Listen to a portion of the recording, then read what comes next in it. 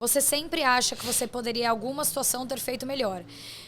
É óbvio que hoje eu acho que eu fiz o meu melhor. Eu dei o meu melhor como mãe, eu dei o meu melhor para entrega, vivi momentos incríveis com ela. Aí você entra em questões assim, nossa, será que aquele dia que eu saí e deixei ela com a minha mãe, eu não podia ter ficado esse dia com ela? Sabe essas paranoias? Sim, paranoias que você não pode que não entrar. tem como controlar. Então, por exemplo, hoje eu tô aqui. Os meus filhos estão em casa com meu marido. Será que eu deveria não ter vindo neste podcast para poder ficar com meu filho e chegar em casa e ele não tá dormindo? Para com isso. Você entende? Não, eu tô Sim, dizendo entendi. assim, porque eu deixei de dormir, eu deixei uma noite de fazer o meu filho dormir. Então você não pode se culpar por coisas que a vida tá te acontecendo. Você nunca trabalhou até tarde e chegou em casa e seus filhos estavam dormindo? E você fala, nossa, será que eu preciso trabalhar tanto a ponto de deixar minha família? A vida é um questionamento. E o ditado, ele é muito claro. Nasce uma mãe, nasce uma culpa. É verdade. E cada escolha é uma renúncia, né? Porque a gente precisa escolher. Exato. Seus filhos têm quantos anos? O Miguel tem 8 e a Maria Fernanda tem 4. Pro Miguel, ele você já de alguma maneira, ele já sabe? Sabe. Como é que você conta pra criança? Como é que você lida com Mas criança? não nas profundezas, né, de detalhes. Sim, de acordo com 8 anos. Quando saiu o documentário, a minha preocupação era ele saber realmente, eles sempre souberam, inclusive minha filha pequena sabe que ela tem uma irmã que virou uma estrelinha, sabe que é a Isabela, então tem fotos, eles sabem quem é a irmã deles.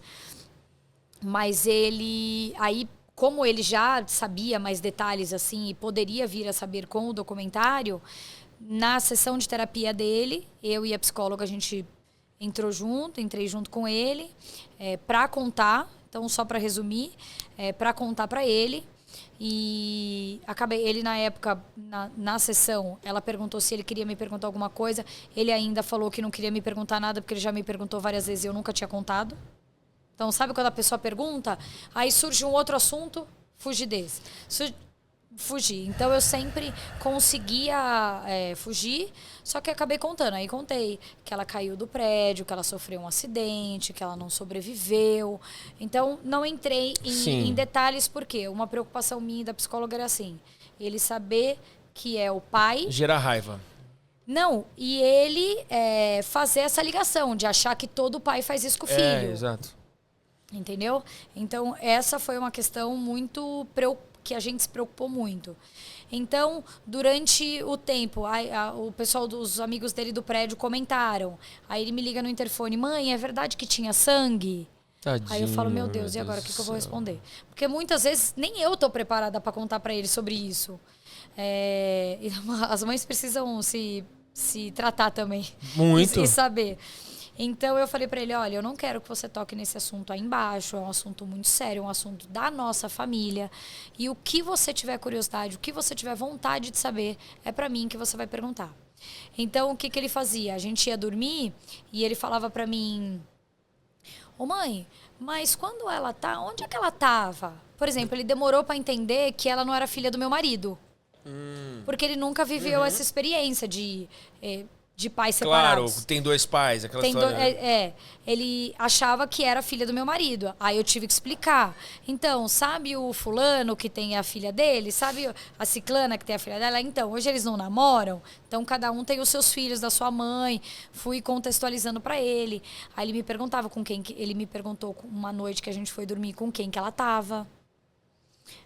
Então, eu fui de uma forma, se é que eu posso dizer esse nome, lúdica, explicando pra ele. Tanto que teve um episódio recente na escola que estava tendo... Eles estavam contando histórias, né? E eles estavam no auditório da escola. E o contador de história estava falando de um caso de um melhor amigo, de um cachorro, o quanto o cachorro pode representar na vida da pessoa, que ele tinha uma mãe, que a mãe dele estava no hospital e que o cachorro foi lá e que deu muita energia para ela, tal, contando, mas que ela estava muito doente.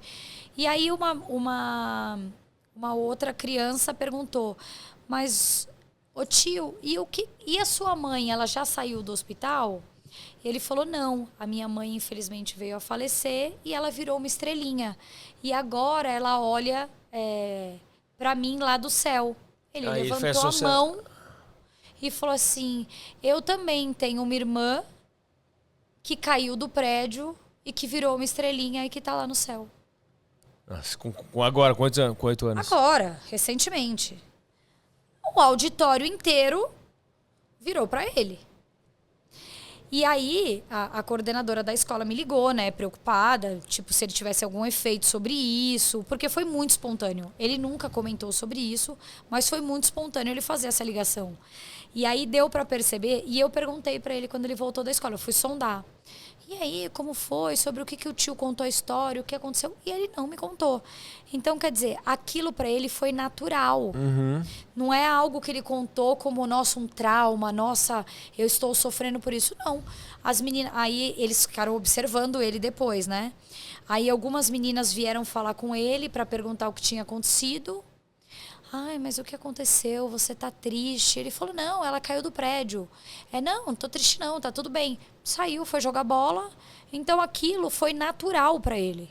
Sim, ele Entendeu? fez uma associação com a estrelinha. Com a estrelinha, na mesma história que a gente conta lá em casa.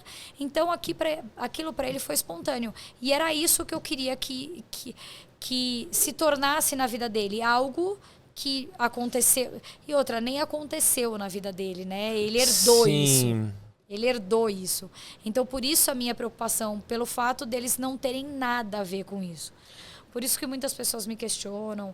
É óbvio, quem me vê na rua, se eu tô com eles, vão saber quem são meus filhos. Mas não, eu não exponho eles na rede social, eu não gravo vídeo com eles. Então, eu preservo eles ao máximo. Primeiro, porque a rede social é uma terra de ninguém. E segundo, porque essa associação deles com ela, com a história dela, eu acho que é pesado para eles, Com né? certeza. Então, eu acho que eles não precisam, eles sabem que eles têm uma irmã, eles sabem que eles têm uma história para saber da irmã, e eu acho que eles não têm necessidade de saber uma profundeza tão... Eu acho muito interessante esse assunto, porque eu tenho uma dificuldade tremenda de saber como lidar com contar certas coisas para os meus filhos. Então tem o meu enteado que tem 16, mora comigo, ok.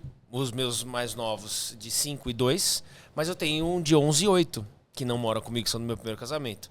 Me dou super bem, tá tudo certo com a minha ex, uma relação muito, muito boa. Mas Parabéns. eu tenho, obrigado, eu tenho esse bloqueio de como saber lidar e como falar. Então é interessante você me dizer isso e que sirva de incentivo para todos. A terapia realmente é uma coisa que dá aquele... Você me disse agora, você se esquivava.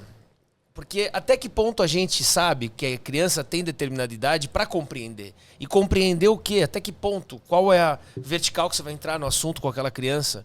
Mas você é surpreendida com uma associação que ele faz, ou seja, para você, de repente, ele nem tinha entendido tanto. Não, e achava que não era importante para ele.